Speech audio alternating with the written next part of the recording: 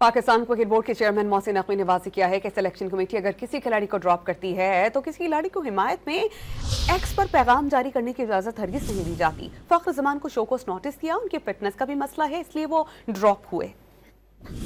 ان کے ساتھ 2 ایشو تھے، ایک فٹنس ٹیسٹ کا اور اس کے بعد ڈیفینیٹلی ان کا ایک شوکوز ہے جو پینڈنگ ہے،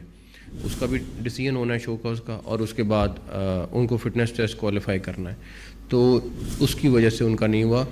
جو کنیکشن کیمپ میں اگر وہ میرا خیال ہے فخر بہت اچھا بولا تھا، اور فخر کے کچھ چیزوں کی وجہ سے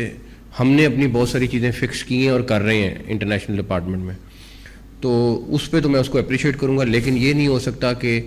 اگر سلیکشن کمیٹی کسی کو نہیں کھلاڑی تو کھلاڑی اٹھ کے اس کے اوپر ٹویٹیں کرنا شروع کر دے، یہ نہ اجازت ہے نہ دی جائے گی۔